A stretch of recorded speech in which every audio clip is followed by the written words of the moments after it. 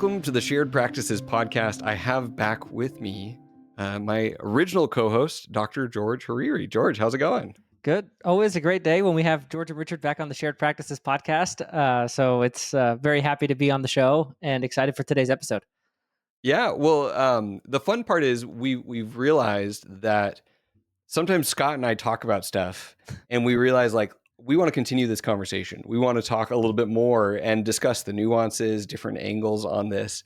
And, in future episodes, Scott and I are getting into things like acquisitions versus startups. And we've got opinions that don't always perfectly align, but they usually align like 80 to 90%. And it's fun to find that like 10 to 20% and discuss the nuance and the freedom and the opinion that exists in this space. And so some of these Ask George episodes, I think we're going to do that is we're going to focus on, okay, like here's the topic. I want to hear your thoughts, George, on X, Y, and Z. And that's what we're going to do a little bit today. Yeah. And, I think I've loved listening to you and Scott. And I think that like, Scott has such he's so elegant in his way of explaining things. And it's really fun to see the dynamic that you two have on air. And I agree with you. I think that, I would love the Ask George episodes to be a deeper dive on the areas that we use shared practice terminology, double click on. And so, we brought a few areas that definitely wanted to double click on in the shared practices sort of world and terminology. Because I think that there was like, when I go back through, the topics that you guys discussed, one of them was analytics, right? How do we use analytics to make practice management decisions? And, I think that I have a whole lot to say on that subject. And so, Right. I definitely viewed that as something I wanted to bring to the episode. And then I believe in a future episode, are we talking about finances or did we already talk about it by the time we're listening? By the time this episode airs, they will have just heard the managing finances episode. Yeah. And so for me as a former CFO, well, actually not former, excuse me, Former. current, my primary focus is marketing at the moment, which is why I kind of said former, but I still oversee finance. But nonetheless, as a CFO, for me, that's very front and center as well. So I think I have a lot to share on those two and excited to dive in. Yeah. So, we took about 3 episodes to talk about building an operations dashboard. And then I pushed on Scott a little bit to say, okay, let's get into the nitty gritty of implementation. And we dove into like phones of like, if we saw that our calls weren't being answered and we had data that things were getting dropped, how could we implement? What would it look like to implement a phone system? But I think stepping back and looking at the overall metrics and operations, we had some key areas, 5 different areas that we identified, a few metrics for each one. And some of our listeners might be like, well, I've got too many metrics or I've got too little. I want to see more. I want to see less. And I wanted to hear your thought on how you think about which metrics to look at in these different areas of operations. Yeah, so, it's interesting. I think one of the mistakes maybe that we've made in the past is we've called our growth philosophy analytics-based practice management. And, what that means to us, it takes like hours of us explaining the philosophy to you to the point where that name actually makes sense. Yeah. And, usually when you name something, you want it to be quick. And so, but we at Shared Practices dive really deep into data. And for us, like I think that we use data in 2 different ways. So we use analytics in practice management. We use up to 60 numbers for each office to classify offices into categories. We call them avatars. And then, but I think that what analytics based practice management means is we use a unique data informed strategy on practice growth to make it a little bit more accelerated. And for us, we're able to kind of have consistent and sustained practice level growth due to our analytics foundationed philosophy. But really, I think that analytics themselves are tools, and they're only as good as what you do with them. And so, like, you can get all these numbers, you can know what they are, but the way you drive the business using the data is the value of the data. And I think that sometimes, I think that by calling our philosophy analytics based practice management, I actually think we didn't really talk about the actual thing about our philosophy that's unique that has led to the faster growth, which is more of a focus on patient flow growth.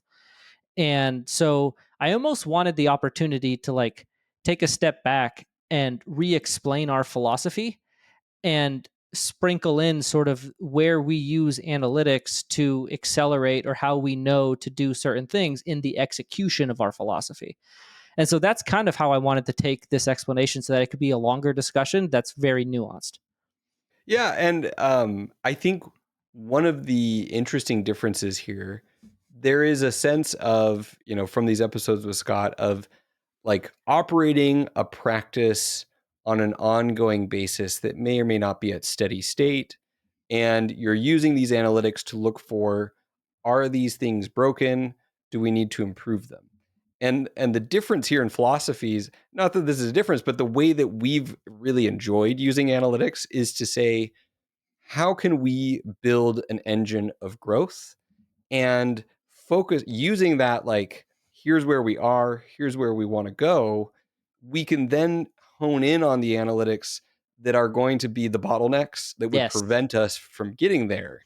And so I think we get very laser focused on a few key metrics that it's like, okay, we kind of need to fix these first before your practice is going to be able to grow.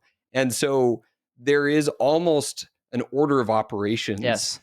baked into the analytics that we pay attention to. And if these first ones aren't fixed, we're not necessarily going to move on to these next ones until those first ones are focused upon and improved within our practice. At any given moment, different metrics matter, right? So if you are stuck at one step of the growth process, then there's a certain set of metrics that will get you past that step.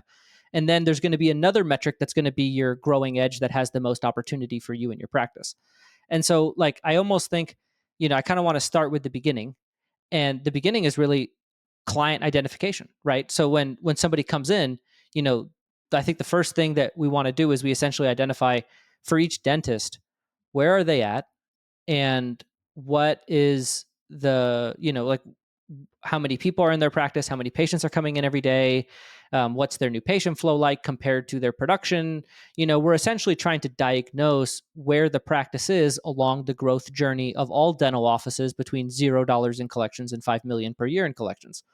And so the first place that we use data is we're going to use about 40 to 60 KPIs.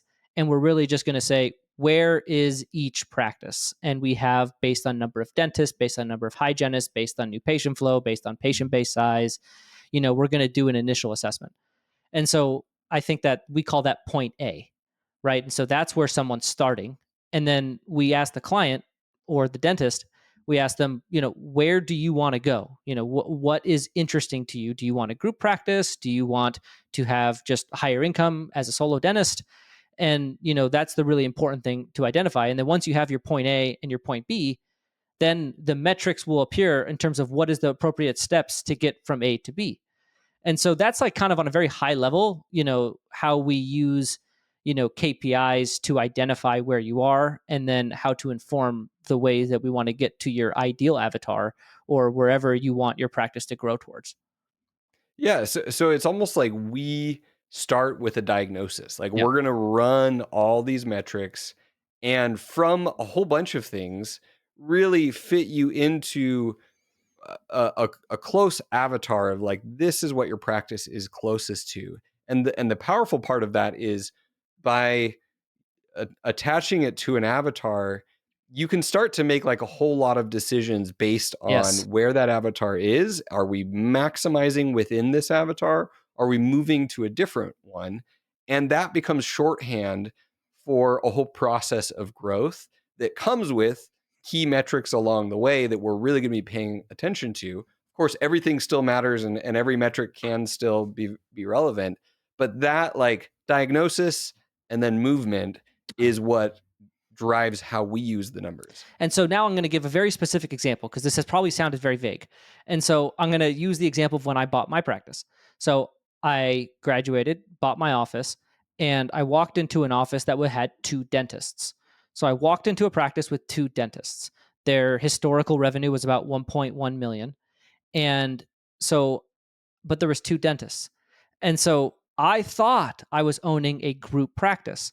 And so when I was considering how many hygienists I needed, how many front office team members I needed, just when I was expecting my team size or how I was operating, the whole time I'm operating under this idea that I'm operating a group practice. And if we had run our diagnostic analysis, I would have been told I'm a productive solo.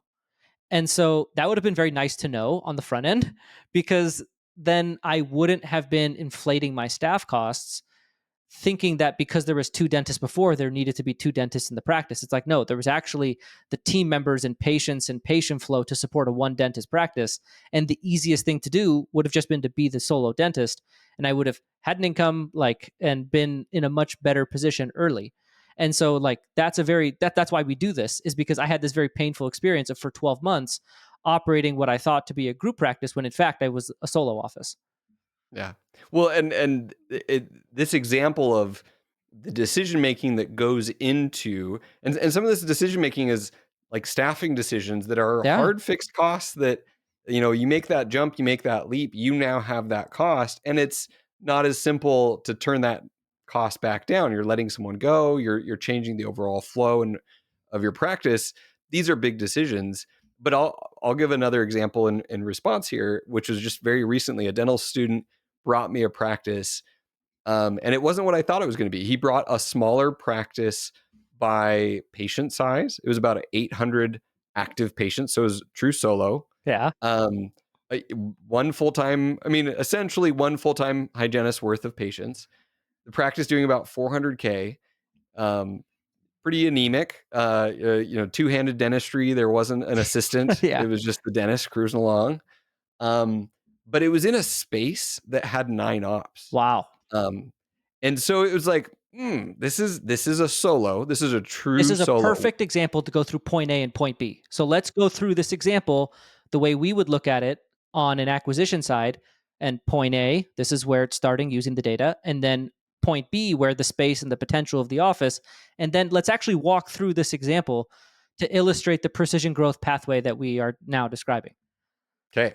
So this is great because there is a sense when I look at this practice of like, wow, there's a lot of opportunity and there's a lot of challenges. Yeah. Like we're at such a point A that like point B feels really far. It's more like a point like Z or point G. Like it's going Yeah. to take a minute. It's going to take a few years of building this flywheel, but what's on the other side of it is potentially really amazing. So let's talk about, this solo. How do you go from solo to productive solo? Yeah. So the thing I really like about this example is it has the facility for what we call a profitable group. So, a profitable group is 2 full time dentists with 4 hygienists. And we typically see a practice like that doing between 1.8 to 2.5 million. And so, in top line revenue. And so, in that situation, you're starting at a solo. So, you probably have 400,000 ish, I think is what the dental student told us, in revenue. And in that situation, you're starting at a solo. So, you're starting at the very first step on our precision growth pathway. And like the average United States dental office does 675,000 in collections. And so like you think about 400,000, like that is, that's you're starting at like what you said, right? A to Z in this situation. And so the way that we get there is what the dental analytics informed us is our strategy. And what we've learned is that at this practice right now, there is one hygienist's worth of patients. And to get to Z, or the group practice profitable group, we need 4 full time hygienists. And so the precision growth pathways are the methodical growth from one hygienist to 2 hygienists, which would occur with this dental student being the dentist, right? So they would buy it, then they would have one hygienist. They would use our retain open fill, strategy to get to that second hygienist pretty quickly. And then they're going to go through what we call a solo to group transition.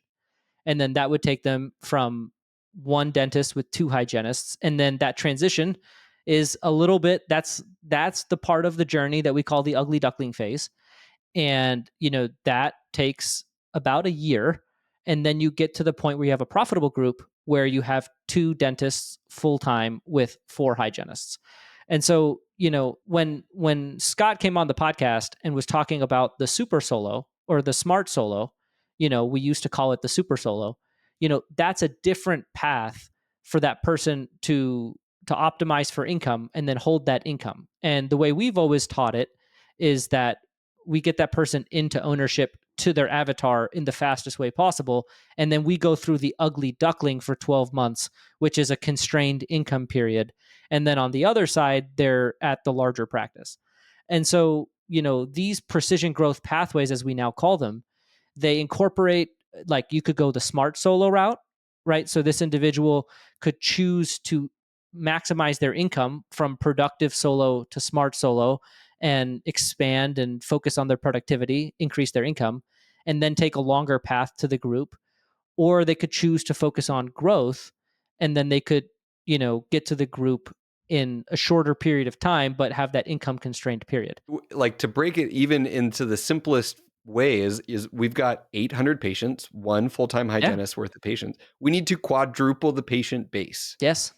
And do we want to do that kind of the slow but profitable all along, like the comfortable way, or the fast, but now we're at our full capacity and now every little decision we can tweak and improve profitability on the back end of that. And we've gotten through this kind of like shifting gears, adding personnel, adding team members phase a little faster. And that is the difference, the choice, the options that people have.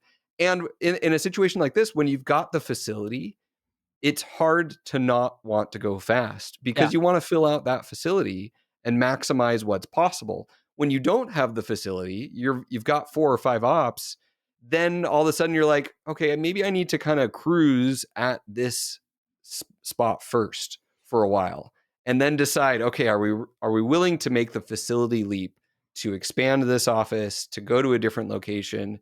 And it's a much kind of bigger decision. So Yeah. I think this example is just kind of primed for, we would lean more into the growth side of things.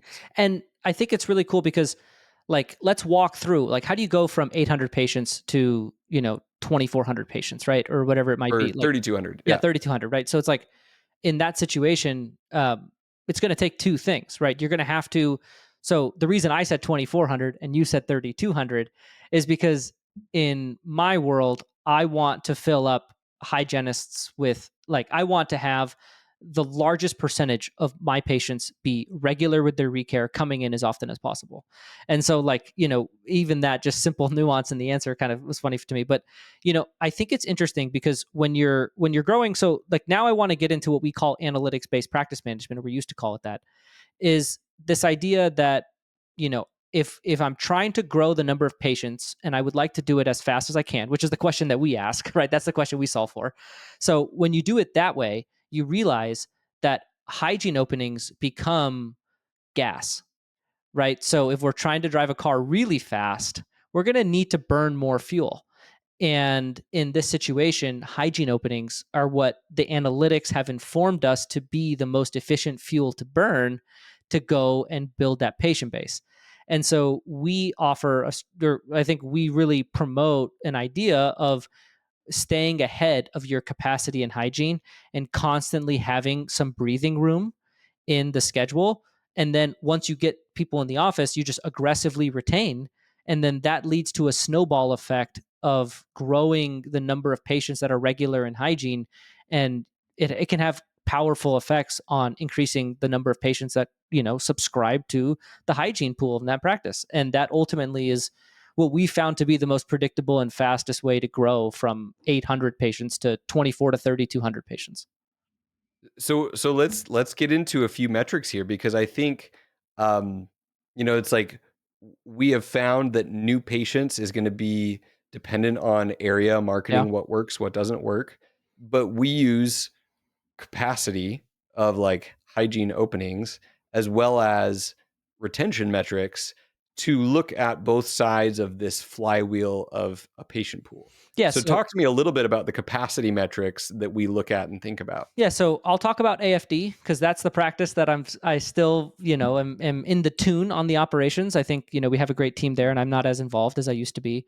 But, every month they're going to go through and count their openings. So they're going to say, okay, typically they see roughly 60 new patients every month. So you say, okay, we see 60 new patients a month roughly. And, we look at our openings at the beginning of the month and we say, okay, if we can, we like how easily can we fit in those 60 new patients? And we want to be able to fit people in with additional openings. And that's, I think, the unconventional nature of our philosophy is that we tend to really promote excess openings because we want to be harnessing all of the demand that is available. And so, we never want to have that situation where somebody goes online to book an appointment and for whatever reason, they're not thrilled with how quickly they can get in. Right. And so we find that we have more success reactivating overdue patients. We find that we have more success scheduling patients online, and we find success scheduling more new patients. So like when somebody calls us on the phone, in AFD, we have a dashboard and it's so AI will recognize whether it's a new patient or not. And then we're going to know how many of those new patients did we close. And we want to be closing, over 50 to 60% of those calls. And they're able to close, an even higher percentage. And I believe the amount of openings we have is a factor to that, where it's very easy and convenient for people to come in. Can I use a weird analogy real quick to Yeah. like drive this point home? Um, so I've been like focusing on exercising and protein and macros and all of that, and there is like some debate around how much protein should someone be consuming and what is like the max that you'll still get benefit from. And there's like formulas out there that it's like 1.2 to 1.5 grams per kilogram of body weight, Uh huh. and that's like the average amount. But there's evidence that's actually shows, sure, there's this like the bell curve of like Yeah. you're going to get your most effect out of the early amounts of protein and actually be like the front, or it's like the back half of a bell curve, and over time as you get more and more, then there's less and less benefit, but there is still benefit. And Yeah. what we're saying is, if there is, we want to find that sweet spot of like maximizing the Yeah. availability for both new patients, reactivating old patients, keeping people on schedule with when they should be seen. We want to get all of that out and leave ourselves room to not only do that right now, but to do that in 2 months when we've grown a little bit more. Like we want to be ahead of the curve so that we are always getting every last little bit out of. And I think, when we think about it, right, we have two sources of patients for growth. We have retaining as many of our existing patients as we possibly can. And the more you retain, the more you've grown your patient pools in hygiene, or attracting new patients and retaining them. Those are really the two vehicles a practice has. And so, in this situation, we started talking about new patients. So, like, I'll finish talking about new patients and then we'll transition into existing patients where, your first place is right on the phones. You want to be converting those people into appointments. And then, right when they come in for their first visit, you want hygiene to be the super sticky part of your practice. And, that's through proactive retention, as we call it, and measured by your reappointment rate. But your reappointment rate for existing patients will generally be much higher than your reappointment rate for new patients. And so for new patients, we would maybe like to see 75% of those patients choose to come back, versus an existing patient, we would be upset if we're reappointing less than 90%.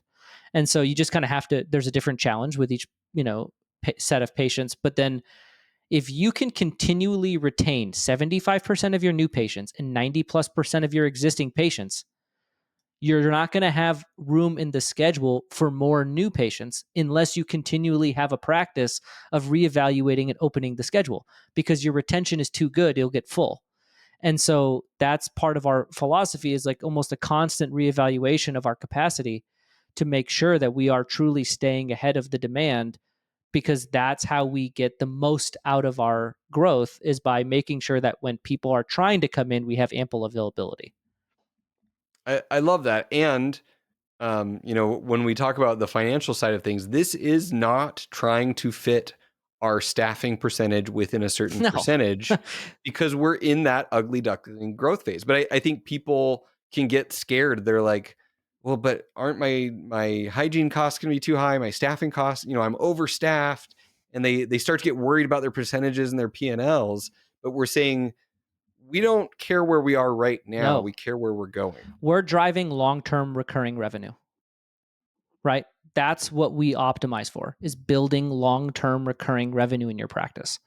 And that maybe last month's profit and loss doesn't reflect the future recurring revenue that's been created by seeing those new patients and keeping them and adding them to the schedule plus more. And so like that's what we optimize for, is building the practice to have a stable floor of revenue long term. And we don't optimize for like the staffing cost below 20% or whatever, like the lean and mean philosophy. Like we actually think that's almost counter to growth sometimes. And so, I think that let's go through the stages of, because when a patient comes in, a new patient, right, they're going to get added to the schedule and they may have some short term needs. But as the practice grows, there's, eventually it gets to the point where there's two dentists, this 9-op facility that we've been talking about. It'll have two dentists, four hygienists, and it'll be so full of patients. That's the point that we care about the profit and loss, the staffing overhead percentages, all of those things, because we have a stable operation. But if we're constantly hiring a new hygienist every 6 months or adding hygiene days and growing the practice and adding new patients and trying to retain them and expanding our patient size from 800 to 3,000, like we're not going to have a stable profit and loss statement until that process is somewhat stabilized. So we're going to have to get fully filled with the 9 ops, fully, refined in our processes. And then after that, with the accounting statement, will have more relevant insights to the practice. We're actively normalizing being outside of the norm Yeah. on this metric on your P&L, and be okay with that and understand where you're going, and all of a sudden you're no longer worried about that. Yeah. And so, like when we start with a practice, or like let's just say this dental student were to acquire this practice, let's kind of close the conversation on analytics Yep. and transition into financials. Right. Okay. So when they're going from one hygienist to two hygienists, there may be a different focus in their analytics, or they may have different weaknesses. As they add those two team members, maybe their AR all of a sudden gets better. Maybe their reappointing starts getting better, right? So at each stage of growth, from one hygienist to two hygienists to three hygienists to four hygienists, in between those transitions, like there's going to be different focuses along the way. And so the data shows us, what do we need to focus on right now? Then we focus on that. And then maybe something else pops up in the future. And we just make sure that we're kind of focused on what we're doing, but it's playing into a bigger picture of where this practice wants to go from 800 patients to 3,000 patients over the course of maybe 2 to 3 years, right? That's what the data along the way will kind of be pointing into the right direction. Well, and with that as well, the context of this takes a recare cycle. Yeah. And so in that recare cycle of growth, um, there are other things to be working on, and that is where the metrics inform us. What are the bottlenecks, and what is our practice going to need in that next phase when we have two hygienists, when we have three hygienists? Yeah, so that's what we call precision growth pathways now. And the reason we've changed that is because precision growth is what we've realized this is. It's the process of being extremely precise at each step. And, there's a pathway there. And I think that we've learned that a lot of things happen where there's pathways from a solo to group, a solo to productive solo, a group to a mega group, right? There's just these distinct pathways along the journey. And so, that's sort of our new terminology that we hope is more clear. And now I think that transitions into profitability, Yep. right? Because, I'm, a CFO and active and current. And, I think that from my perspective, I've learned, I think of the business through what I call cost structures. And so I just kind of want to explain this, and then we'll go through it. So let's just say I operated a business where I was the end all be all approver of every single transaction. And I just had like the tightest control over every dollar coming in and out. How the business performs at that point would be solely based on the cost structures in place: the rent, the team size, the way the business operates, the vendors, just like all of the things in place leading to the machine that then leads to the profitability of the business. And so I find that there's so much more return on your time invested, making sure that your business is set up for like a downhill journey to profitability, where it's just like everything's aligned. It's just like it makes sense. It's your cost structures are aligned towards your profitability. So like the way your team is built, the way that your facility is structured, your lease, like all of these things work for you, making profitability easier. Versus if you had challenging cost structures, that would mean that you would have to have a great month every month in order to be profitable. And you really want it to be the case that when you have a great month, you're super profitable. And then when you have an okay or maybe bad month, you're a little profitable, You're right? But somewhat profitable. yeah, but Yeah. you always want to be in the black. And Yeah. your cost structures and the way you set up your business is really what allows for that to happen consistently.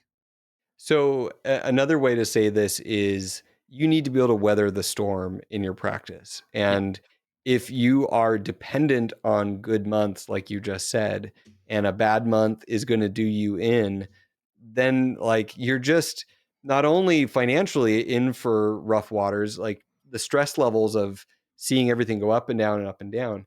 And I think there is a sense that certain cost structures are harder to get out of or are less in our control. So if you're in a high rent market, Yeah. high staff cost market, those are things that unfortunately, while you might want to set up for those in the first place with what practice you buy or where you do your startup, um, there's not much you can do once you're in those cost structures. I'd like to break them down into three categories, Yeah. and then let's just go through each one. Okay. So, I almost want to begin on. So I have in the Dental Moneyball, I write the journey of the dental dollar.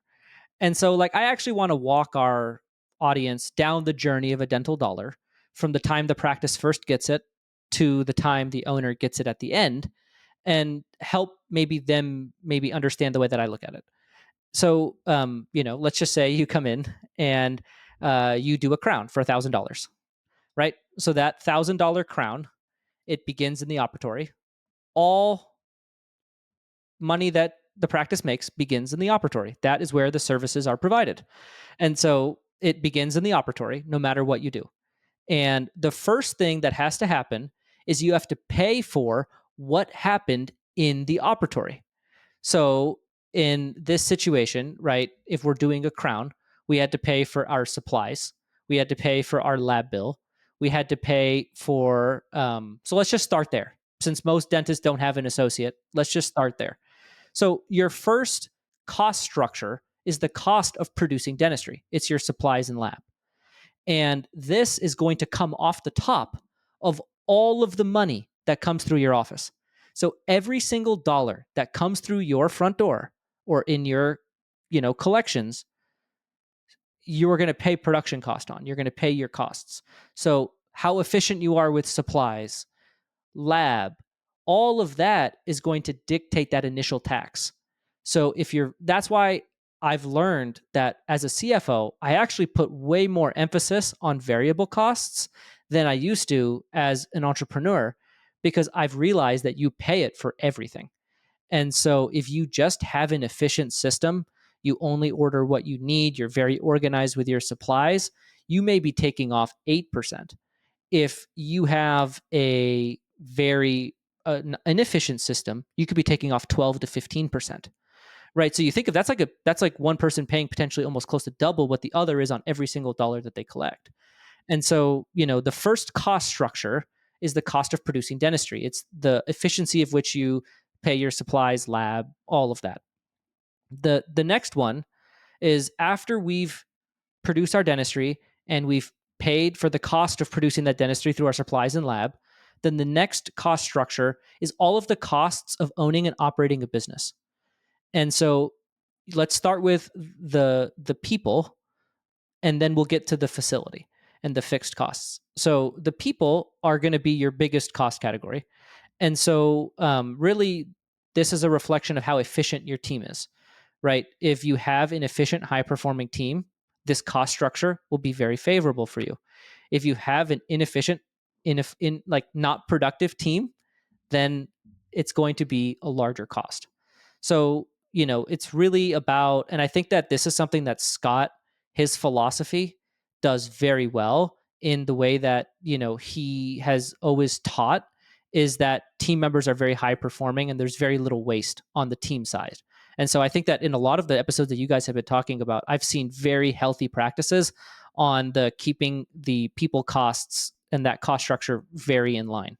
Well, and I love the emphasis on, it's not we're trying to find the most inexpensive employees or cut in different areas. It's like how can we empower the team, to get the most out of them so Yeah. that they are high producing and therefore very easily justify being well compensated. Because ultimately, if you've got a team who is doing great work and is well compensated, they're not incentivized to leave. They're incentivized to stay because they're like, yeah, I work hard, but I get paid well here and it's worth it. I can tell that I'm valued. I can tell that I'm essential to what's going on here. And that's what you want. You want to be able to have the room to take care of people. So, when we talk about, let's go through like each position very briefly, right? Patient care coordinator, right? If you ask like the difference between a few dollars an hour in their pay versus scheduling more new patients when they call, or confirming less cancellations, or reschedule rate of overdue recare patients, like the value that all of those bring is way more than an increase in wage relative to like a highly paid PCC versus on the lower end. And same with treatment coordinator, case acceptance. Hygienists, your productivity per hour with fluoride and perio, and all the things that a hygienist can bring, or treatment coordination and helping co-diagnose with the dentist. And then an assistant, like you think about how much you can clinically delegate and how much more you can do. Like I think that if anyone is operating their practice trying to minimize their staff costs by getting like on the lower end of the market normal in wages, like that's like the I think the you would have a lower staff overhead percentage if you were on the higher end of wages and you had strong performance at each position. Your total percentage would be less, and your staff would be paid more. So like I think that's just a fallacy. And you've got the appropriate number of people too, Yeah. because you understand your avatar, you Yeah. understand where you are and what is required to produce the dentistry for this number of patients. So it goes hand in hand of you there's this growth phase where like it gets a little like, okay, we're a little flexible on our percentages because we know we're investing in growth. But then on the top end, we do need to know like when to stop hiring team members, and that is informed by the avatar and the size. And I think of the story of you and I. We went and saw this kind of mega practice, um, and it was obvious that this it was like a two-story building that was Oh, built from the geez. ground up, and they had these 6 op pods. And as we talked with them, they realized, okay, actually a dentist kind of works out of 4 of these ops, and then each one, 4 of them are used, and then this other dentist kind of works between these pods. And there was a fundamental like lack of understanding of the ratios of team Yeah. members to dentists to patients. And once you've figured that out, it's not a hard equation. No. I mean, it's one dentist, two hygienists, 800 patients per hygienist. Like that Yeah. is like the data has shown that that is a very consistently high performing number. And you go bigger than that, and you go smaller than that, and then you'll see problems on both sides.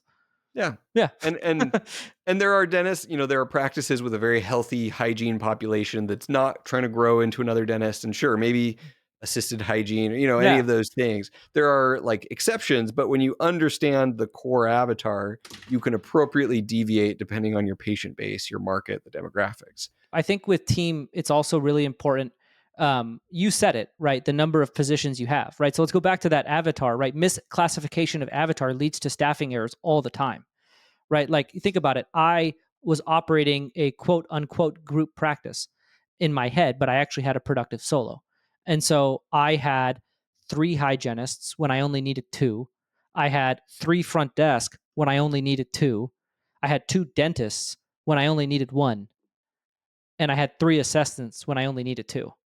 So you think about it, it's like my cost structures were so far off that no matter what I did, if I was over every single dollar, it wouldn't have mattered because the foundation fundamental cost structures of my business were broken. It wasn't going to lead to profitability. Right. And when we talk about precision growth, it's like, no, no, no. At this point, you need this many people. I just needed 1 dentist, 2 hygienists, 2 assistants, and 2 front desks. That's really all I needed. And I didn't know that. And so, I think that there's probably a lot of that out there where there's a lot of people that think that their practice is the size that needs maybe the team that they have, but maybe that truly isn't the case in terms of the number of patients that they're seeing on a consistent basis. Well, and just like they talk about how work will expand how much time you have available to do Yeah. that work. Sometimes a patient base will expand to the size of the team members you happen to have on hand. So you might feel like, well, everyone's busy. How could we possibly have one less person? But the reality is that for the number of patients coming through your practice, this team that is a little bit more, of a smaller team can handle it and does when they have the appropriate training, they have the appropriate systems. So I think there's also a multiplication of the efficiency of your team and therefore a direct impact on your cost when you've got good systems in place, when your business is operating efficiently. Yeah. And when that's the case, then all of a sudden it makes sense to have the right number of team members. And yes, very well said. And I think to transition to fixed costs, right? I think there's really two categories of fixed costs: facility, rent, utilities, all of the things that come with owning and operating, or not operating in a facility. And then the second thing is all of your service subscriptions, fixed costs, right? Like your software subscriptions, your anything that's a monthly cost is going to be in that last category, right? And with fixed costs, you should know all of them. That's the key. You should know all of them and make sure you're choosing all of them. Make sure everyone is needed and they're all providing value, and you just know them, right? If you know your fixed costs, then you're good. I think that it's when you're unaware, then there's usually waste there. Um, but I think if you know them and you pick them and you know that that's what you need, then it's good, right? And so, like, we haven't talked about really percentages the whole time. And I think that that's always been my perspective as a CFO. Like, I have my two VPs, and they are very financial, both of them in their backgrounds, and they will give me a lot of percentages, and we will have a lot of that conversation. And I always take it in the necessary context that it's a view of the business. But if I'm really trying to drive profitability, I'm more interested in setting up the whole business so that profitability is a downhill battle, and then I'm just trying to drive as much revenue as I can. And I should look good when I look back, it'll look good, right? But like, I think that that's always kind of been my approach. And then I agree with a lot of what Scott was saying about financial controls, right? And I think that that's the other structure that you need to put in place to then make sure that all of these are in line when you look at them from a percentage view. But my gripe with the percentage view is, by the time you're looking at it, there's almost nothing you can do. And I believe that there's more actionable, relevant information in the business that will drive a better percentage view in the future, if that makes Right. sense. And I also think that the frame of, are we at capacity in terms of how many patients fit into our practice, the team members, and at that point the percentages is where the gains are to be made. Whereas, are we in growth mode? And at that point we need to make sure that the cost structures are in place so that as we grow, that we can be driving revenue and growth, and looking back, like you said, there will be this profitability. But if you like get too much into the minutia of this percentage that is fluctuating anyways as you grow, it's hard to stay focused on the growth and Yes. also stay focused on like controlling these percentages that are just going to be a little bit more fluctuant in the growth process. So when I teach financials in lectures, I use gut a lot. And I tell entrepreneurs, dentists, I tell them all the time that, like, you need to have a real gut understanding of how profitability in your business works. And what we just went through is how to build that gut understanding, right? Where you're like, okay, where are my variable costs? Who are my suppliers? How much do I pay? How often? Like, and then when you get ideas or suggestions from your team, or when you hear an idea on Facebook or whatever, your gut will tell you whether or not that's a good idea, just based on how deeply you understand the way the cost structures in your business work. And so I truly believe that that's like the level two. Like, I think level one is awareness, right? What are the numbers? What do they say? But then that level two is like a deeper understanding of the numbers that allows you to understand when an idea is good for the numbers or bad for the numbers. I love it. Okay, so if a listener wants to understand this like cost structures growth approach, I mean, getting the book Dental Moneyball would be Yeah. a great place to start. And then courses, what are the Yeah, courses they so should this take? is something like, Scott and I right now are in the middle of planning our sort of level 2 practice management course, and this is a lot of what I'm bringing into the course is, I want to teach entrepreneurs how to have a gut sense in their cost structures and how to see it from the level 2 practice management lens. And so, I think that like that course in January would be an absolutely great place to learn more, because that's where I'm actually going to be teaching a lot of what we just talked about. Beautiful. I think all of the courses are up on scottluna.com. People can register there. George, this has been an awesome discussion on thinking about these from a different perspective. It's more like using metrics in motion of Yeah. like the practice is moving, we are changing, we are evolving, and therefore we have to focus on different things in that process. Love it. And I couldn't agree more. And I love the chance to come on and like, when I'm listening to you and Scott, I think there's a lot of times that I just want to jump in and like, I have something to Yeah. say, and, Raise your hand. yeah. Yeah. So, this Ask George will be the opportunity for me to raise my hand and, and contribute what I have to offer. I love it. This was great. Thank you so much, George. We'll talk to you all next time on the Shared Practices podcast.